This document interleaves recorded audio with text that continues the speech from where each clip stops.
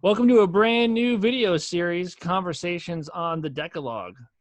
You might be wondering, what is that word? Well, it's what you know as the 10 Commandments, probably. The Decalogue is the 10 words. Is this right, Chad? Am I going full Hebrew here? The 10 words, 10 sayings. That's it. That's Yeah, it. yeah. That's it. Well, So, if you're speaking Greek, so yeah, it is. yeah, you're speaking Greek. If you're doing from Hebrew to Greek, Decalogue, let the reader or listener understand. Now, obviously, if Scott and I, we couldn't be talking about something from Exodus, even with the help of the Catechism, without Chad Bird. When you have access to Chad Bird, so we had to bring Chad Bird in because we needed to bring the real expert in. So, hey man, I took a year of Hebrew. Well, I'm sure you did. I took some Hebrew stuff too, but I've done 40 minutes in the Old Testament with Chad, and I realized that I don't know about as much about Hebrew as I thought. So, yeah, I'm pretty sure I don't know as much Hebrew as I thought. So yeah. So this is going to be sort of the introduction video. So we'll see how many of these do. I mean, we do. We'll see how they break down. We might end up doing 11, an introduction, and then 10 videos or something like that. But we'll start here.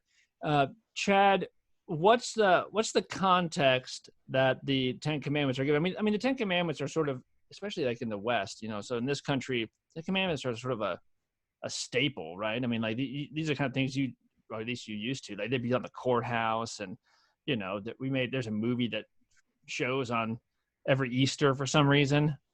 Is that weird that the 10 Commandments is a movie that shows every Easter weekend on TV? You're like, what? Yeah, I think they just try to pick a religious movie that old people might be familiar with and say, let's run that one. Yeah, the 10 Commandments. Yeah. Let's run the movie on the law, like on Easter. Yeah, right. That's an interesting take. So, but what is the surrounding context? And obviously, you and I have talked about this at length. But for those who maybe haven't joined us for 40 minutes in the Old Testament, or it's been a long time since we were in Exodus, what is it that is going on as God gives the 10 Commandments or gives these 10 words to Moses? Yeah, so the 10 Commandments or the 10 words were spoken about 3 months after the most significant event that happened in the Old Testament for the people of Israel. So 3 months prior to when God gave the 10 Commandments, they had been brought out of slavery in Egypt. They'd been there for hundreds of years. God sent Moses, and after the series of the 10 plagues, he had Passover, and then God brought Israel out of slavery in Egypt, just like he'd promised Abraham generations before. And that particular act of bringing Israel out of slavery became the defining salvation moment for Israel. If you were to ask any Israelite, well, what's the greatest thing that Yahweh has ever done for your people? They would immediately go to the Exodus. So that became almost creedal for them. So who is your God? Well, he's the God who brought us out of the land of Egypt. So that had happened, like I said, about 3 months before. And then we have a series of events that transpired after that. They most significantly the crossing at the Red Sea, where God brought his people safely through, and then of course destroyed Pharaoh and his army. So they went through the wilderness, and they came to Mount Sinai, which was the exact mountain that God had appeared to Moses at in the form of the burning bush, and told him to return to that mountain. So Moses is right back more or less where his vocation of Redeemer started. He was 80 years old when God called him. Now he's back at this same particular spot. And they've been there for a little while. And God has told the people through Moses to get ready, because he's about to do something big. And this big thing that he's doing is him speaking these 10 words or these 10 commandments. And right away, just kind of push us into the text itself, which is Exodus chapter 20. Right away, we hear about this, right? Because the chapter starts out, Exodus 20 starts out with God speaking all these words, and here's how he starts. He says, I am the Lord your God who brought you out of the land of Egypt, out of the house of slavery. So when God starts to speak these 10 words, or whether this is included in those 10 words, however you want to think about it, this is how God himself defines his relationship to Israel. So I am, first of all, Yahweh, his personal name. And not just Yahweh, but your God. So the God who's claimed you as his own and whom you have claimed as your own. And the singular way by which he defines his relationship to Israel, the most important way, is by saying, I brought you out of the land of Egypt, out of the house of slavery. So anyway, that sets the context for Exodus 20. Just to kind of add this as a side note, Deuteronomy, Exodus 20 isn't the only place where the 10 words are recorded. You also have these repeated with slight variations, but nothing major, in the 5th chapter of Deuteronomy. So these sort of work as the bookends, if you will, to the whole Exodus story. You have them spoken in Exodus 20, and the Deuteronomy 5 is the last sermon that Moses preaches right before his death. And by that point, the people are on the brink of the promised land. So in some ways, these 10 words serve as the beginning and the end of all of these 40 wilderness years. So as people might be thinking about the breakdown here, and so maybe it's good to give a word about that, is that there's obviously a lot of different ways that people have broken down the 10 Commandments, and they're trying to figure out where one start, how to do it, because there appears to be 10. That is the thing. They're just, how does it break down exactly? One thing that's fairly consistent, at least within the Protestant church, is not to include "I am the Lord your God who brought you out of the land of Egypt, out of the house of slavery" in it. And whether you decide you're going to have that be number one, or it starts after that, and that's a sort of prelude to it, it still seems like a very important thing not to. It seems like it's important not to disregard this part of it, because it's very, in my opinion, that it's very godlike to state who he is and what he's done before he tells you anything that he wants you to do, right? I mean, that he's going to start this by saying, "This is who I am, and this is what I've done for you," and then of course he's going to start with idolatry, but I've talked about this at the last Here We Still Stand conference, where I was talking about different ways that people have confessions. We were talking about the creed and stuff, and I had asked a Jewish friend of mine, what do you believe about God? And that's what I was asking. I was asking all kinds of different people this in preparation for that, and his answer was amazing, because he said this. He said, "This is what I believe about God. I am the Lord your God who brought you out of the land of Egypt, out of the house of slavery. That's what I believe." That's a about defining characteristic of being an Israelite, Yeah. being Hebrew. And it's not a half bad answer, right?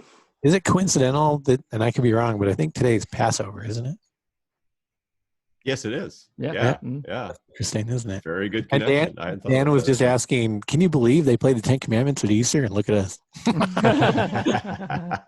Yeah. This is true. This is true. Yeah. To me, the numbering has always been, I think if you understand a couple things, like if you understand that in our modern Bibles, the chapter demarcations and the verse demarcations are, I won't say artificial, but are not included in the, in any of the manuscripts that we have, that these are added in later by editors. Non-inspired, right? How you break this down, is, it's maybe, I think your point is taken well, that it's worth noting that it really starts with, "I am the Lord your God who brought you out of the land of Egypt, out of the house of slavery." That's important. It's like any lecture I've ever given to my kids. It always starts with, "I am your father." Like, this is why you're going to listen to me right now. And then after that will come the litany of things that they must listen to. And it's no different here. I mean, to me, this is just sort of illustrative of God realizing that he needs to communicate to us important things in a way that we're going to understand. And so he does that. He sets the stage. I also think there's a claiming going on here that is often overlooked with the 10 Commandments and fairly important. I mean, theologically, this is God telling these people, and I'd say extrapolate it out to us, that he has picked us. Don't get it wrong. I have picked you. You've not picked me. This is not you doing something good and me acknowledging that you've done something good and thus making you mine. I have made you mine from before all time and all eternity. You're mine. You're my child. And then these are my words for you. I'm sorry. Yeah. I have a rescue puppy, and she doesn't know all the rules yet. She's only been here for a week. I apologize for that. No, I think that's right, Scott. I mean, I love that he doesn't say, "I could be your God if you do these things." Yeah. This is not how this is served up at all. He's not making a deal with you. He's not saying, now I'm going to follow up with a a list of you shalls, and if you complete all these you shalls, you then shall be mine. He starts it the other way. Mm-hmm. Yeah, and it's this sort of statement that I am the Lord your God. This is what I did to prove that I am your God. And now here are the things that I, your God, have to say to you. But yeah, there's no sort of transaction thing going on here, and this is one of the things that we can get in trouble with when we think about the 10 Commandments, which is maybe not the best way to phrase what is going on here. Is that we're saying, okay, this is just God telling you what He wants you to do, and that's all this is. But more accurately, these are the 10 words that God has to say from Mount Sinai to His people. These are the 10 words He has to say. It's not all just command. There's certainly a lot of that going on in this, but he certainly doesn't start with that. He starts with this sort of, this is something important, like you were saying, that I need to say to the people that I have claimed as my own. Well, and this is a reminder too, because if you go back to Exodus 1, this whole thing, with that leads up to the Passover, the whole description of it starts with Exodus 1:8. Now there arose a new king over Egypt who did not know Joseph, right? That's also sort of true, it seems like, and Chad can correct me if I'm wrong, but it seems like that's also true of his own people. That they don't remember who they are. And so it's constantly true of his people. Yeah. And so he's just telling them, he's like, listen, you've forgotten of the promise that I made to your forefathers. And so I'm going to tell you what this promise means. Yeah, we have lots of evidence in the Torah and elsewhere that by this time Israel had been in Egypt so long that they were almost completely Egyptianized. That they not only had adopted kind of the just Egyptian mode of life, but also they had begun to worship Egyptian gods. In fact, we hear this, Dan and I talked about this in 40 minutes when we got to the end of Joshua, already still then. So after all this time, after the conquest, at the end of Joshua, toward the end of his life, he's telling the people to put away the gods that they used to worship in Egypt.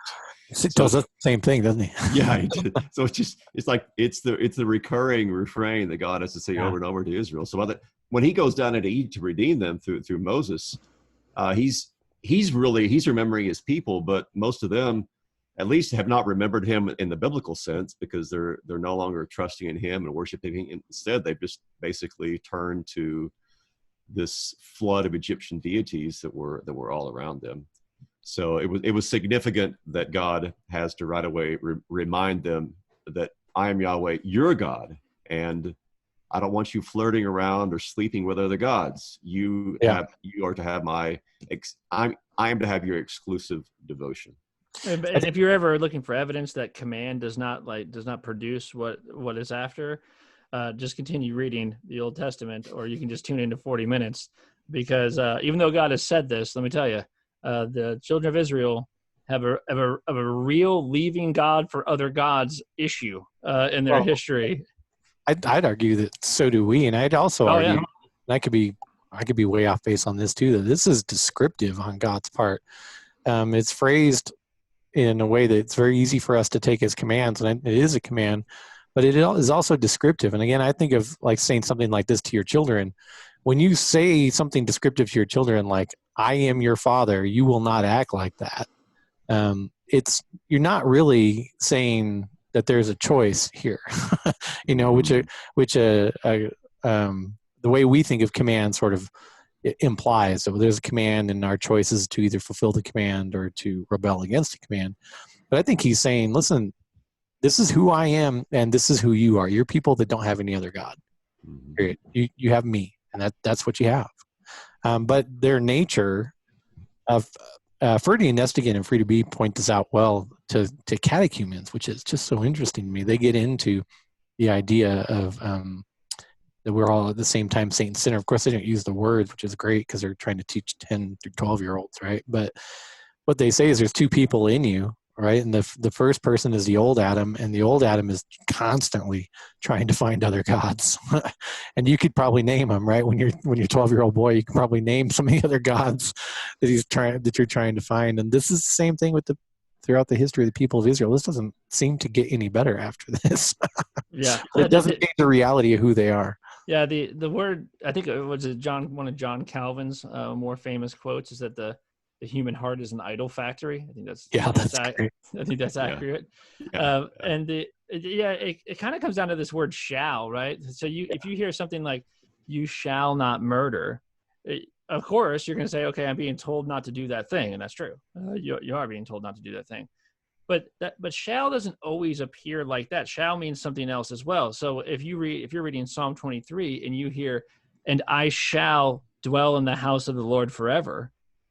Yes. Well, that's very different, right? It's not saying that that maybe I will. What's the grammar there, Chad? I mean, that's denoting intent, right? It's denoting what the purpose is. Yeah. The Hebrew doesn't necessarily have the shall there. I mean, it's usually translated that way. Literally, it would be there is not to be to you. You another god. Yeah, other gods. So not to be to you other gods would be a really wooden literal translation. But I mean, it doesn't matter if you have the shall in there or not. The impact is still the same. It's both the command as well as the description. I mean, in reality, there's always only going to be one God for Israel because, like the Shema says, right? There only is one God. Yeah. I mean, it's really impossible to have other gods in a realistic sense. Of course, we can manufacture other gods, but literally, that's just the way it is. And you shall not have other gods of your own making, which is more accurate. Right? Yeah, exactly. Yeah. So, I mean, I think that's an important thing to keep in mind here, and it fits with what we were saying earlier. This isn't just kind of a nameless power in the sky who's barking down orders to people. This is a very specific named God who has a history with these people and a relationship with these people. So that's why he identifies himself by name. I mean, he uses the covenant name Yahweh here. He doesn't just say I'm Elohim, which is the kind of the generic name for God in Hebrew. He says I am Yahweh, your Elohim, your God, and here's what I've done for you. So right away he's setting the narrative stage and the salvation stage before he puts anything else on top of it, like these other words to come. Yeah, one of the things that I think is interesting, Chad, to talk about too, is that and I know I've mentioned this like 1,000 times in 40 minutes, but what you see in the narrative of the Old Testament is God is constantly just trying to get his people to listen to him. So all the time, this is why it's hear, O Israel, or listen to my words, and God is, what people are running around doing is sticking their fingers in their ears, refusing to hear the voice of God. They will not listen to what he has to say. And I know I've brought this up where there's not even the word that when you see the word translated in the Old Testament for obey, be careful to obey all there's not even a word obey in Hebrew. The word doesn't exist in Hebrew. It's always listen. Right. And so what God is always trying to do is get in your ears. And what he's always frustrated with is that his people whom he loves and whom he is working salvation for disregard him to the point where they don't even want to listen to what he has to say. Right. And so as this is the 10 words from God, this is yet another time where God is saying, I have things that I want to say, and what I would really love you to do is to listen to these things, right? I just want you to hear what I have to say because I love you and I have good things to say to you. Yeah. It's not so much that he's. I have a grandson like that. Yeah, I'm not trying to say that he doesn't want you to obey. That's not what I'm saying. But what I'm saying is that he's not this God who's just like, all I'm after is your obedience. What he is, he's a God who said, I love you and I want you to listen to the things I have to say to you because they're for your good and they're for your benefit. Yeah, that's a good parental relationship there. Is it? You never simply want your children, well, sometimes you do if you're really tired and whatnot, just to do, the thing. You want them to understand. I mean, eventually that's the sort of the next level, right? Is that you want them to understand. Mm-hmm. And you want them to know that this is a reflection of your love for them more than anything. That it's not just sort of an arbitrary, I'm the master, you're the servant, do this. That these words were designed for you. They weren't designed for me. They were designed for you. Yeah, Scott, it's like when you're a kid, if Caleb came to you, Caleb's not here so we can talk about Caleb comes to you as an adult now and says, man, I really didn't like it back in the day when you told me not to do blank. But now, as I have children, I really understand why you didn't want me to do that, because it makes a lot of sense. And you sit there and you're like, thank you. See, Yeah. like this is exactly. Right, see, right. I had you in mind when I told you not to do that. I had your good in mind. He told me the other day, he goes, I never really thought you were a patient person. He goes, I think you're really patient. You should meet his 2-year-old. That's great. Yeah, this part of the conversation really gets to the theology of the word itself too, right? So the Hebrew idiom to obey is literally to listen to the voice of.